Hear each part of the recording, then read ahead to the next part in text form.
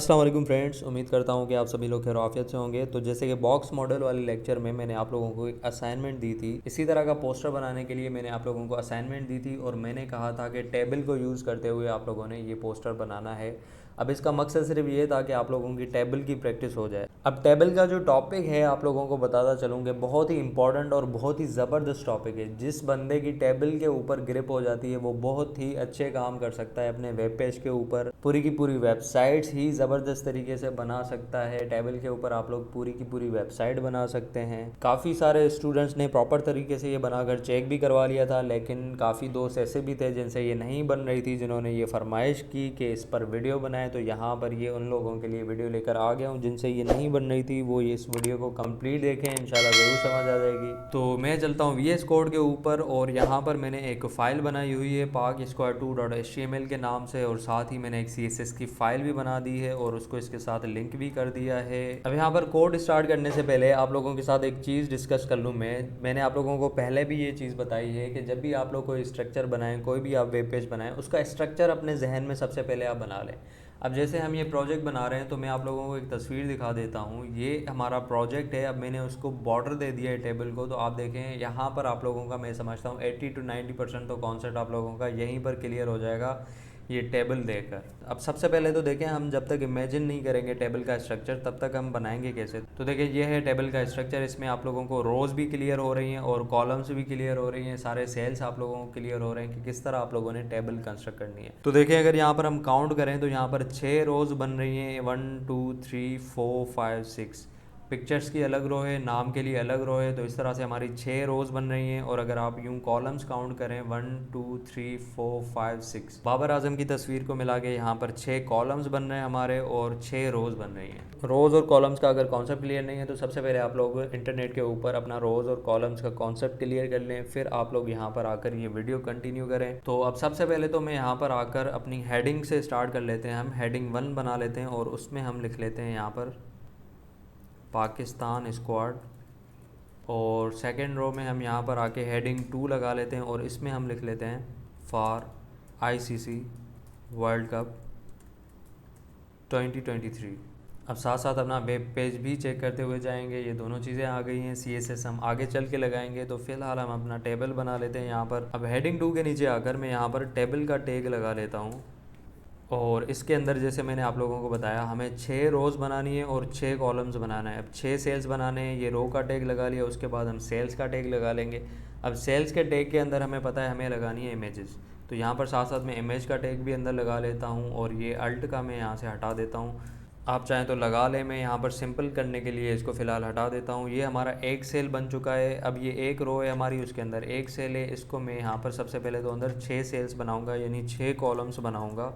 इसको मैं copy paste करता हुआ जा रहा हूँ और यहाँ पर अगर काउंट करें तो 6 सेल हमारे बन चुके हैं इस वक्त। यहाँ पर मैंने क्या किया है, ये जो आखिरी वाला जो हमारा कॉलम है ये भी मैंने इसमें डाल दिया। तो ये 1 2 3 4 5 6, बाबर आजम को भी हम फ़िलहाल इसमें मिला लेते हैं। फिर इसको हम एक ही कॉलम बनाएंगे। फ़िलहाल हम इसको 6 कॉलम्स काउंट कर लेते हैं। यहाँ पर अगर यूँ काउंट करें तो 6 रोज़ आप लोगों को नज़र आएंगे। तो यहाँ पर पहली रो में तो मैंने सारे सेल्स लगा दिए हैं। इसी तरह मैं बाकी के रोज़ में भी ये वाले सेल्स लगा दूंगा। तो ये रोज़ में, ये पहली रो में 6 दफ़ा कॉपी पेस्ट कर लूँगा। अच्छा, उससे पहले मैं यहाँ पर एक काम कर लेता हूँ। यहाँ पर हम हेडिंग दे देंगे कमेंट के अंदर कुछ अपनी आसानी के लिए, ताकि हमें कन्फ्यूजन ना हो काम करते हुए। जिस तरह हमने टेबल में हम इस तरह से रोज़ देते हैं, तो हर रो को मैं यहाँ पर मेंशन कर दूँगा और इसको बाद में मैं यहाँ से कॉपी पेस्ट करता हुआ जाऊँगा।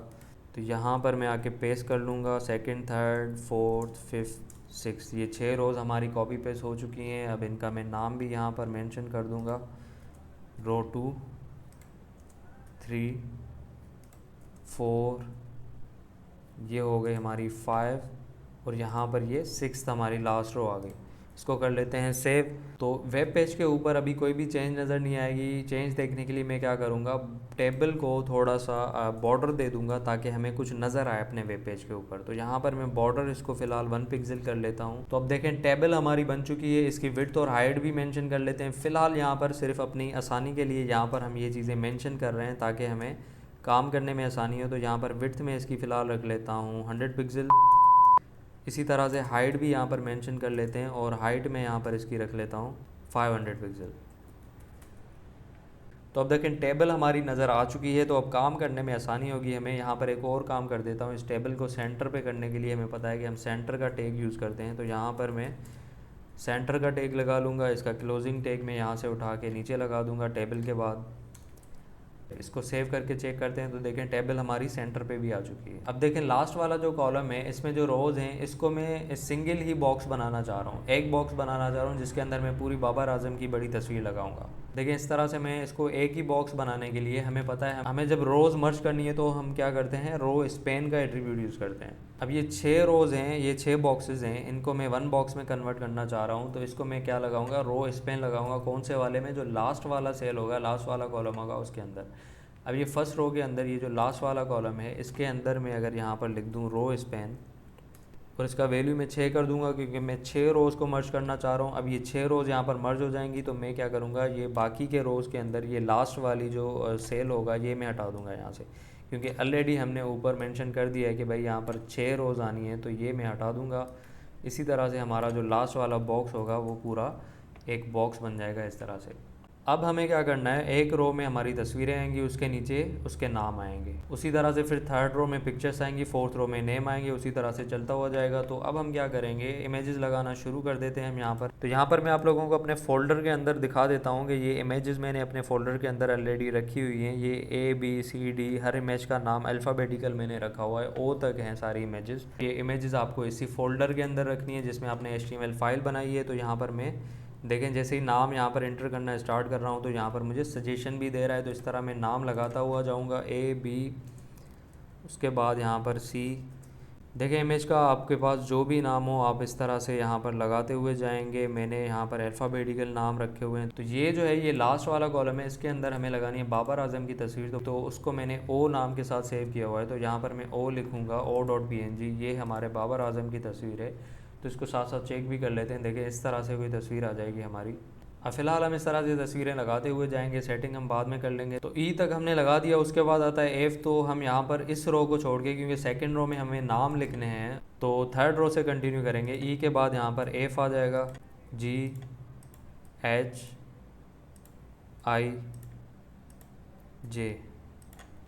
इसी तरह से फोर्थ रो में इसके नीचे नाम आ जाएंगे। उसके बाद आ जाते हैं फिफ्थ रो में, J के बाद आ जाएगा KLMN।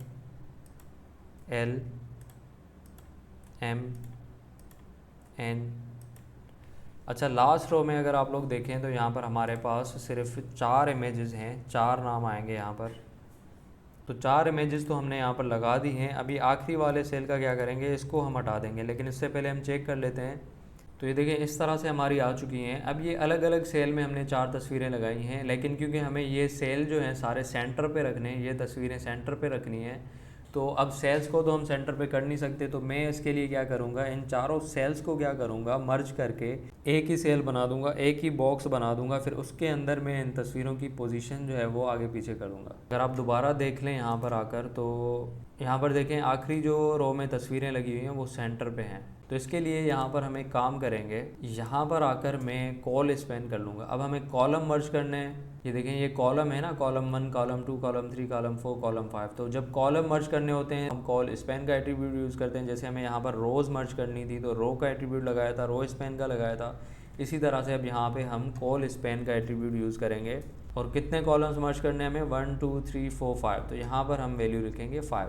उसके बाद ये पांचों हम यहाँ से डिलीट कर देंगे, लेकिन उससे पहले हम क्या करेंगे, ये वाली इमेजेस हम ऊपर ही लगाएंगे उसी वाले सेल में।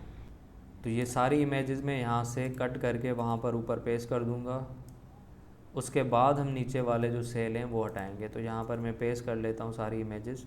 अच्छा ये चारों इमेजेस हमारी लग चुकी हैं। तो अब मैं ये सारे सेल यहाँ से हटा देता हूँ, क्योंकि हमारे पांचों सेल जो थे जब हमने कॉल स्पेन 5 किया तो यूँ समझे ये जो हमारा TD है ये पांचों सेल के बराबर हो गया। इसको जब आप चेक करेंगे तो देखें अब पांचों सेल जो हैं वो एक ही सेल बन चुका है। इसी तरह से हम क्या करेंगे, बाकी जो रोज़ हमने छोड़ी हुई हैं इनमें हमने नाम भी लिखना है, तो हम नाम भी लिख लेते हैं। यहाँ पर सेकंड रो में आ जाते हैं।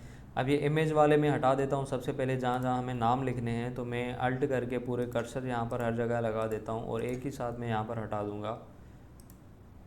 यहाँ पर भी हम अपना कर्सर रख लेते हैं और उसके बाद रो 6 के अंदर भी हमें ये इमेज के टैग हटाने हैं। तो इमेज के टैग में एक साथ ही हटा दूंगा। जब यूं रख के मैं बैक स्पेस करूँगा तो सारे ये हमारे इमेज के टैग चले जाएंगे और यहाँ पर मैं लगाऊँगा पैराग्राफ का टैग। यहाँ पर मैंने पैराग्राफ का टैग लगा दिया, उसके अंदर मैं सबसे पहले शादाब का नाम लिख लेता हूँ। और फिलहाल मैं क्या करूँगा, इसी पैराग्राफ को हर सेल के अंदर कॉपी पेस्ट कर लूँगा। तो उसके लिए मैं वही तरीका करूँगा, सबके अंदर कर्सर रख लूँगा। नाम हम बाद में चेंज कर लेंगे, फ़िलहाल हम कॉपी पेस्ट कर लेते हैं ताकि जल्दी जल्दी हम अपना टेबल जो है वो कंप्लीट करें इसको। तो यहाँ पर मैंने कर्सर लगा दिया, हर जगह पेस्ट कर लूँगा और सेव करके चेक कर लेते हैं। तो अब देखें नाम भी हमारा हर रो में जहाँ जहाँ हमें नाम भी देना था वहाँ पर नाम भी आ चुका है। अब यहाँ पर इसी तरह जैसे हमने इमेजेस को कॉल स्पेन लगाया था सबको मर्ज करने के लिए, इसी तरह हम ये आखिरी जो इसके नीचे जो नाम वाली जो रो है इनको भी हम मर्ज कर लेंगे, ये हमारे आखिरी जो प्लेयर्स हैं उनके लिए। तो अब यहाँ पर एंड में आ जाते हैं और यहाँ पर जिस तरह हमने इसमें कॉल स्पेन 5 किया हुआ है इसी तरह मैं ये कॉपी पेस्ट कर लूँगा यहाँ पर, और ये मैं बाकी के सेल हटा दूँगा और यहाँ पर मैं चारों का नाम यहाँ से कॉपी पेस्ट करता हुआ जाऊँगा और 4 नाम मैं यहाँ पर लगाऊँगा इस तरह से। तो देखिए चारों नाम आ चुके हैं, लेकिन ये चारों नाम वर्टिकली न्यू लाइन पर आए हैं, तो हमें देने हैं यूँ एक ही लाइन के अंदर। तो एक ही लाइन पे करने के लिए वैसे तो बहुत सारे तरीके होते हैं, आप पैराग्राफ के बजाय स्पेन टैग यूज़ कर सकते हैं, लेकिन हमने अभी अभी क्योंकि डिस्प्ले की प्रॉपर्टी पढ़ी है तो डिस्प्ले की एक प्रॉपर्टी होती है इनलाइन ब्लॉक। तो अभी अभी मैंने प्रीवियस वीडियो में लेक्चर नंबर 17 की वीडियो है, अगर आप लोगों ने वो वीडियो नहीं देखी तो वो वीडियो ज़रूर देखिएगा। ये बहुत ही इंपॉर्टेंट प्रॉपर्टीज़ हैं, वेबसाइट्स को क्रिएट करने के लिए बहुत ही ज़्यादा इंपॉर्टेंट प्रॉपर्टीज़ हैं। यहाँ पर आप लोगों को ये प्रॉपर्टी समझनी पड़ेंगी। तो जैसे कि हमने वो प्रॉपर्टी पढ़ ली है, तो अब हम क्या करेंगे, यहाँ पर आकर और CSS के अंदर मैं यहाँ पर इनके लिए आईडी लगा लेता हूँ, एक क्लास बना लेते हैं यहाँ पर, उसका नाम रख लेते हैं लास्ट रो नेम्स, और इसके अंदर मैं प्रॉपर्टी लगा दूँगा डिस्प्ले की और इसको कर लेंगे इनलाइन ब्लॉक। सेव करके और यहाँ पर HTML के अंदर इन चारों पैराग्राफ के अंदर मैं ये क्लास जो है वो असाइन कर दूँगा, लास्ट रो नेम्स। अब इस क्लास को मैं हर पैराग्राफ के अंदर कॉपी कर लूँगा, लास्ट रो वाले के अंदर। सबसे पहले मैं सबके अंदर कर्सर रख लूँगा,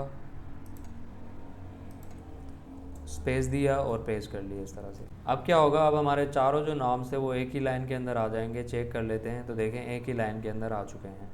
तो अब यहाँ पर हम सबसे पहले इमेजेस को सेट कर लेते हैं, उसके बाद हम नाम पे आ जाते हैं दोबारा से। तो सबसे पहले इमेजेस को हमें करना है सर्किल, उनकी हाइट और विड्थ एक जैसी रखनी है और उनको राउंड करना है हमें। तो उसके लिए अगर हम यहाँ पर देखें, हमें पता है हमें इमेजेस जो हमने लगाई हैं वो सारी इमेज टैग के अंदर लगाई हैं।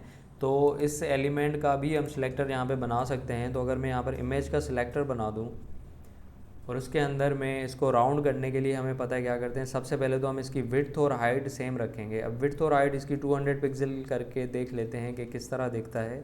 इसी तरह से हाइट भी हमें 200 पिक्सल ही रखनी पड़ेगी। इसको चेक कर लेते हैं कि किस तरह दिखता है। इसको 100% जूम पे रख लेते हैं क्योंकि हमें अपना वेब पेज 100% जूम पर ही बनाना है, फाइनल जो हमारा व्यू होगा। तो 200 पिक्सल इस हिसाब से काफ़ी ज़्यादा है, इसको मैं 100 पिक्सल कर लेता हूँ। हाइट भी इसकी हम सेम ही रखेंगे जो हम विड्थ रखेंगे।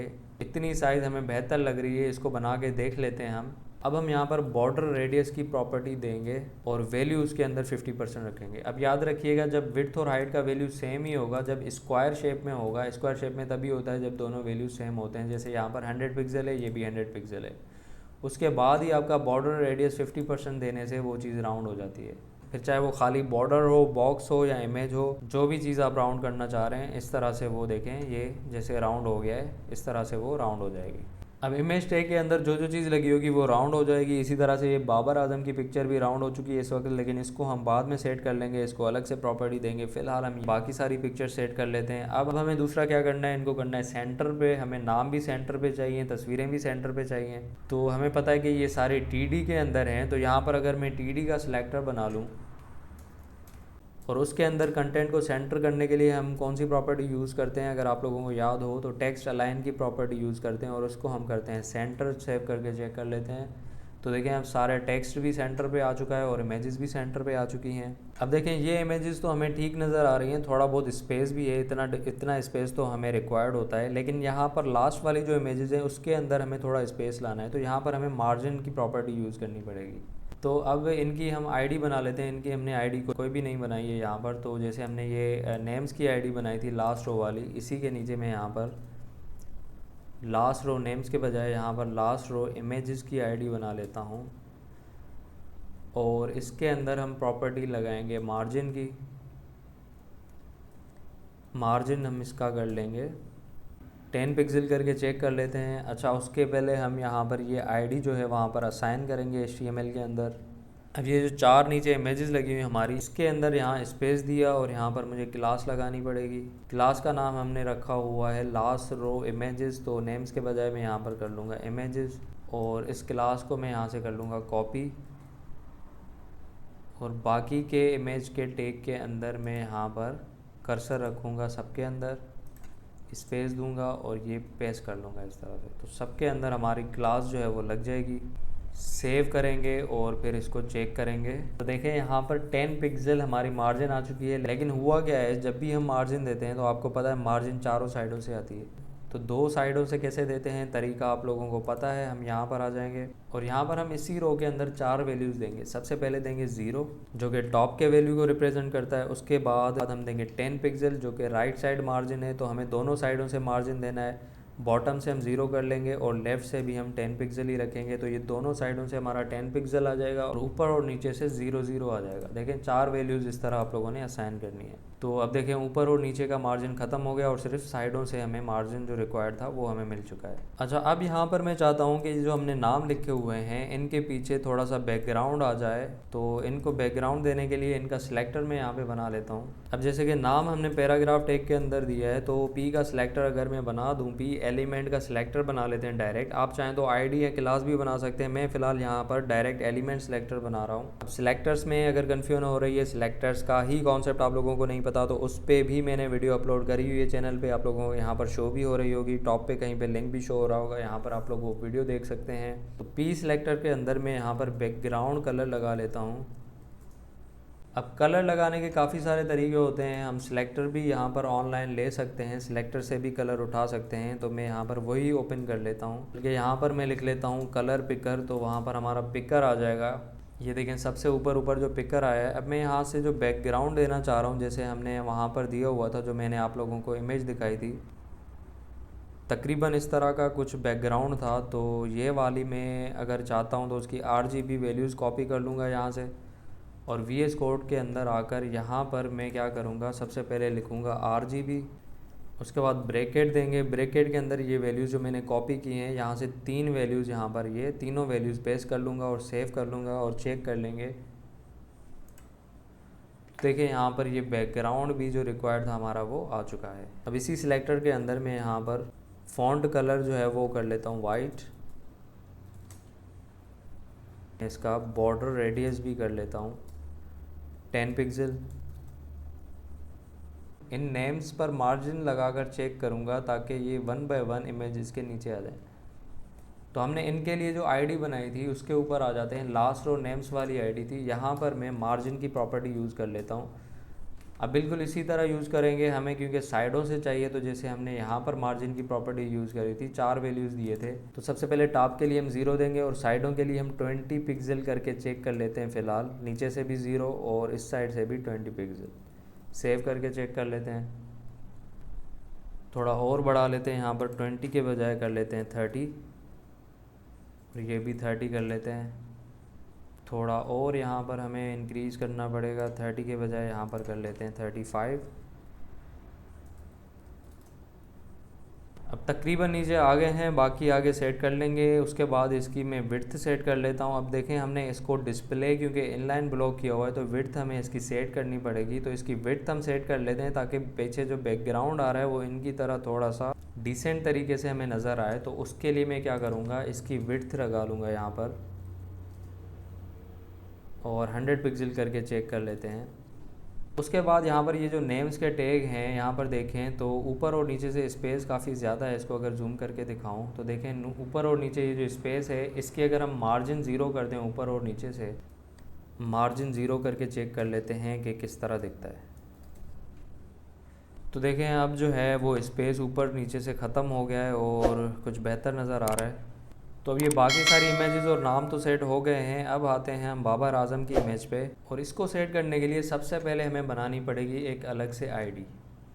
तो यहाँ पर एंड में आकर मैं बना लेता हूँ यहाँ पर एक आईडी। इसका नाम हम रख लेते हैं बाबर इमेज। और यहाँ पर हमें क्या करना पड़ेगा, सबसे पहले तो इसका हमें बॉर्डर रेडियस ख़त्म करना पड़ेगा। तो उसके लिए मैं यहाँ पर आकर लिखूँगा अनसेट। तो कहीं पर वैल्यू नन होता है, ज़ीरो भी कर सकते हैं और अनसेट भी कर सकते हैं। तो यहाँ पर हमें रिज़ल्ट से मतलब है, जिससे भी हमें रिज़ल्ट मिले। तो अब ये वाली जो आईडी है ये हम यूज़ करेंगे, बाबर इमेज वाली जो आईडी है वो बाबर की इमेज के टैग के अंदर, ये वाली बाबर की इमेज थी। तो इसके अंदर हम यहाँ पर लगाएंगे आईडी, नाम लिख देंगे बाबर इमेज और सेव करके चेक कर लेते हैं। तो देखें राउंड अब इससे हट गया है, रेडियस हट गया है। अब इसकी हम साइज़ भी सेट कर लेते हैं। तो यहाँ पर इसी आईडी के अंदर आ जाते हैं और यहाँ पर मैं इसकी विड्थ भी सेट कर लेता हूँ और हाइट भी सेट कर लेता हूँ। विड्थ इसकी 200 पिक्सल करके चेक कर लेते हैं और हाइट भी हम इसकी सेट करते हैं। तो इसको भी 400 पिक्सल करके, 400 के बजाय 450 करके चेक कर लेते हैं। तो हाइट तो इतनी ठीक है, इसकी थोड़ी सी विड्थ भी बढ़ा लेते हैं। 200 के बजाय मैं इसको कर लेता हूँ 220 पिक्सल और चेक कर लेते हैं जी। तो अब ये मुनासिब नज़र आ रही है। अब इसके नीचे हमें लगाना है नाम। तो इसके लिए हम क्या करेंगे, अब देखें अगर आप लोगों को याद हो तो हमने यहाँ पर रो स्पेन किया है, 6 के 6 रोज़ जो हैं वो सारी हमने मर्ज कर दी हैं। अगर मैं चाहता हूँ कि यहाँ पर नीचे एक रो जो है वो इसके नीचे एक अलग से रो रहे जिसके अंदर मैं नाम लिखूँ, तो मैं क्या करूँगा, यहाँ पर मैं जो रो स्पेन 6 किया है, 6 के बजाय मैं 5 कर दूँगा ताकि यहाँ तक 5 रोज़ जो हैं वो स्पेन हो जाए, नीचे एक रो जो है वो रह जाए यहाँ पर जिसके अंदर मैं नाम लिख लूँ।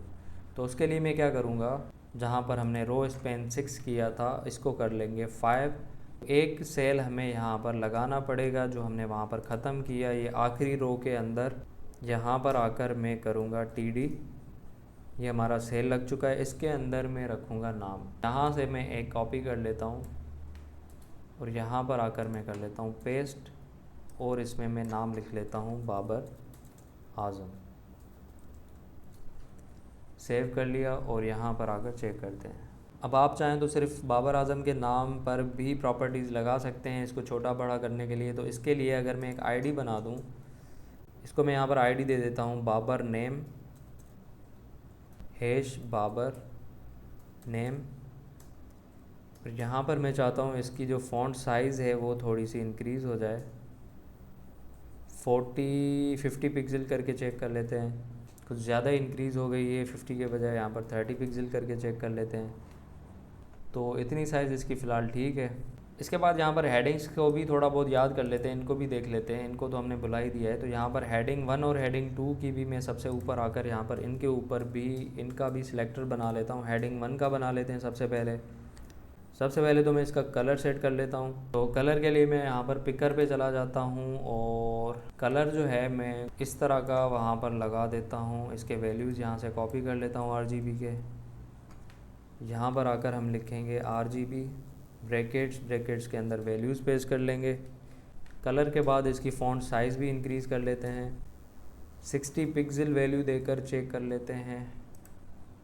60 पिक्सल कुछ बेहतर लग रहा है। उसके बाद यहाँ पर हम हेडिंग 2 भी इसी तरह से यूज़ कर लेते हैं। तो इसको जो हमें कलर देना है वो होगा वाइट और इसकी भी फ़ॉन्ट साइज़ हम यहाँ पर दे देंगे। उसकी हमने 60 दी है तो इसकी हम कर लेते हैं 40 पिक्सल। अब ये वाइट हमें नज़र नहीं आएगा, उसके लिए हम इसका बैकग्राउंड भी लगा लेते हैं। तो उसके लिए मैं यहाँ पर लगा लेता हूँ बॉडी का एलिमेंट, यहाँ पर यूज़ कर लेते हैं, बॉडी का सिलेक्टर यूज़ कर लेते हैं यहाँ पर। और यहाँ पर मैं लगा लूँगा बैकग्राउंड कलर। इसी तरह से सिलेक्टर में चला जाऊँगा, कलर पिकर में चला जाऊँगा और कलर मुझे लगाना है कुछ इस तरह का। ये वाला कलर जो है कुछ बेहतर लग रहा है, इसको मैं यहाँ से कॉपी कर लेता हूँ वैल्यूज़ और यहाँ पर आकर उसी तरह से लिखेंगे RGB ब्रैकेट के अंदर ये वैल्यूज़ जो हमने कॉपी की थी ये यहाँ पर पेस्ट कर लेंगे। अब चेक कर लेते हैं अपने वेब पेज को। अच्छा, अब यहाँ पर इसकी साइज़ में थोड़ी सी कम कर लेता हूँ और इनके दरमियान जो मार्जिन स्पेस वगैरह है ये भी हम जो है वो कम कर लेते हैं। तो उसके लिए मैं यहाँ पर 40 के बजाय इसको कर लेता हूँ 30 पिक्सल और इसके अंदर आकर मैं मार्जिन इसका कर लेता हूँ 0। इसी तरह से हेडिंग 1 के अंदर भी आ जाते हैं, इसका भी मार्जिन कर लेते हैं 0। सेव करके चेक कर लेते हैं। तो अब ये 100% जूम पे हमें कुछ इस तरह से नज़र आ रहा है। तो हमारे 100% जूम पे हमारा कंप्लीट व्यू आ रहा है, अच्छा व्यू आ रहा है। तो अब हम एक काम करते हैं, ये जो हमने बॉर्डर दिया था टेबल को, जो कि हमने सिर्फ अपने रेफरेंस के लिए दिया था, इस बॉर्डर को हम हटा देंगे। इस बॉर्डर को हम यहाँ से हटा देते हैं और सेव करके चेक कर लेते हैं। तो तकरीबन हमारी सेटिंग हो चुकी है। अब ये कुछ हमें अजीब सा लग रहा है क्योंकि ये बाकी की इमेजेस कुछ करीब करीब हैं, ये कुछ दूर दूर हैं। तो इनको भी हम इस तरह से सेट कर लेते हैं ताकि इस तरह से नज़र आएँ। तो उसके लिए हमें नेम की और इमेजेस की मार्जिन में जाना पड़ेगा। तो हम यहाँ पर आ जाते हैं। तो यहाँ पर इमेजेस की सबसे पहले मैं मार्जिन कम कर लेता हूँ, 20 के बजाय कर लेते हैं 10 पिक्सल। इसको भी कर लेते हैं 10 पिक्सल। तो अब कुछ मार्जिन ठीक लग रहा है। इसी तरह से नाम में आ जाते हैं, यहाँ पर इसको भी 10 पिक्सल करके चेक कर लेते हैं। जी जनाब, अब कुछ बेहतर लग रहा है। जिस तरह ऊपर वाली इमेजेस हैं वैसे ही नीचे वाली इमेजेस भी हो गई हैं और सेंटर पे भी आ गई हैं। तो अब मैं इसके नाम चेंज कर लेता हूँ 1 बाय 1। अब आप खुद ही चेंज कर लीजिएगा, मैं यहाँ पर मिलता हूँ आपसे नाम चेंज करने के बाद। वेलकम बैक जनाब। यहाँ पर नाम मैंने लगा दिए हैं, सारे जो प्लेयर्स थे हमारे सारे नाम मैंने यहाँ पर लिख दिए हैं। उम्मीद करता हूँ आप लोगों ने भी लिख लिए होंगे और टास्क भी हमारा यहाँ पर कंप्लीट हो चुका है। अब आप लोग चाहें तो इसमें मज़ीद CSS की प्रॉपर्टीज़ अप्लाई कर लें, मज़ीद अपने हिसाब से इसका बैकग्राउंड चेंज कर सकते हैं, इसको और ज़्यादा खूबसूरत बना सकते हैं। एक चीज़ हम यहाँ पे करके देख लेते हैं। जैसे मैंने यहाँ पर बाबर आजम का नाम जो है वो बाबर की इमेज के ऊपर लगाया हुआ था। अब ये कैसे किया था मैंने, इसको मैं यहाँ पर आप लोगों को बता देता हूँ। अब बाबर आजम के नाम के अंदर आ जाते हैं जहाँ पर हमने CSS लगाया था। अब ये प्रॉपर्टी भी आप लोगों को पता है, अगर नहीं पता तो पिछली वीडियो फ़ौरन से देख लें, लेक्चर नंबर 17 की। यहाँ पर मैं पोजीशन की प्रॉपर्टी लगा के इसको वैल्यू दे देता हूँ रिलेटिव। अब इसको मैं कहूँ बॉटम से, इसको मैं यहाँ पर डिस्टेंस दे दूँ, नीचे से 100 पिक्सल कर दूँ। तो क्या होगा, बॉटम से ऊपर चला जाएगा, यानी नीचे से ऊपर चला जाएगा इस तरह से। तो अब देखें इमेज के ऊपर भी आ चुका है। तो अब देखिए नाम हमारा जो है इमेज के ऊपर आ चुका है। तो इस तरह से यहाँ पर आप लोग मज़ीद भी प्रॉपर्टीज़ यूज़ कर सकते हैं। इसको रोटेट की एक प्रॉपर्टी होती है, अगर आप लोगों को नहीं पता तो यहाँ पर आप लोग साथ साथ लोग ये चीज़ सीख सकते हैं। अब रोटेट किस तरह लगाते हैं, यहाँ पर हम लिखेंगे वैल्यू, जब हम लिखेंगे तो उसके लिए हम यहाँ पर लिखेंगे CALC, उसके अंदर ब्रैकेट्स के अंदर यहाँ पर हमें डिग्रीज़ में वैल्यूज़ देनी है। अब यहाँ पर फॉर सपोज मैं 30 डिग्रीज़ को रोटेट करवाना चाह रहा हूँ, तो यहाँ पर लिखूँगा 30 DG। 30 DG लिख के सेव कर लेंगे। तो अब देखिए किस तरह से रोटेट हो गया है। 30 ज़्यादा है तो आप कम भी कर सकते हैं, इसको 15 डिग्री कर सकते हैं। इसके अलावा अगर आपको दूसरे डायरेक्शन में रोटेट कराना है तो आप लोग -15 डिग्री लिखेंगे, तो देखें इस डायरेक्शन में रोटेट हो जाएगा। इस तरह आप लोग सारे जो नाम्स ऊपर लिखे हुए हैं इनको भी आप लोग रोटेट करवा सकते हैं, इनको शेडो दे सकते हैं। अब आप लोगों के हाथ में है, जो भी स्टाइल आप लोग देना चाहें वो दे सकते हैं। तो लीजिए जनाब, आप लोगों की फरमाइश पे टास्क आप लोगों के सामने है। उम्मीद करता हूँ आप लोगों को समझ आ गया होगा। मिलते हैं नेक्स्ट वीडियो में, तब तक रखिएगा अपना बहुत सारा ख्याल। अल्लाह ने के बाद।